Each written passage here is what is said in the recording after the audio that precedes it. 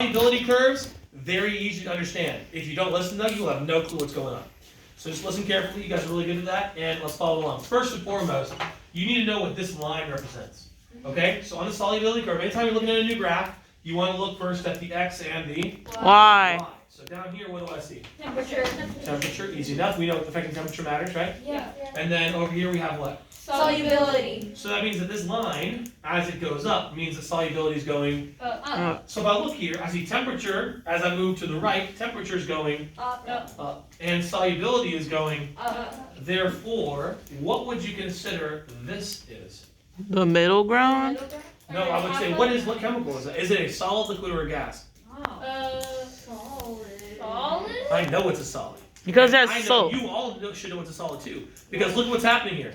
As temperature goes up, solubility goes up. And we know if we're dissolving a solid, You want it solids melted. dissolve better at high temperature. Yeah. What would a gas do here? It would. Go down. A gas would go down.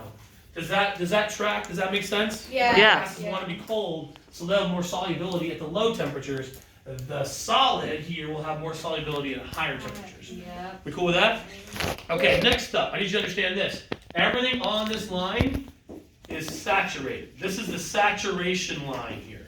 Okay, where things are saturated. So if we're looking here, saturation or solubility goes up as temperature goes up, right? But here's the cool part. Because we know that, let's say that at 25 degrees, I have 50 grams of this sodium bicarbonate here. Okay? If I have 50 grams, would you consider 25 degrees and 50 grams, would you consider this to be saturated, unsaturated, or supersaturated? Unsaturated. Unsaturated, because I'm below The saturation line. saturation line. But you see how I could add more here, right? Yeah. And I can even calculate that, because that's about what, 60, 70, 80, that's about 83, Okay. right? And then right here was 50, so I mean I could add another 33 to make it saturated. But are you kind of seeing how this works? Yeah. Yes? Now, what if my line was up here? Then it would be considered what? Super saturated. Supersaturated, because I'm above the saturated line at that point, right? Yeah. I'm above it by this much. So that means, and this is where you really have to pay attention, that means that somebody first heated it up to 70 degrees and then did what?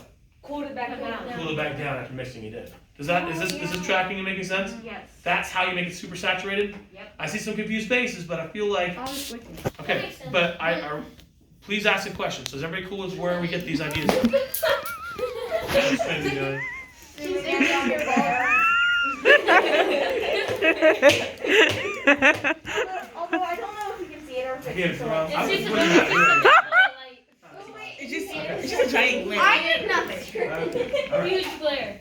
So please just listen. Solubility charts, the lines are where solubility is reached, where it is saturated. Below the line is unsaturated, above the line is supersaturated. You cool with this? Yeah. Okay. Now, here's what I want you to do. And the last little thing we'll do here in class. Tell me the solubility of these things at those temperatures. If you need to come up here, because it's like on the screen.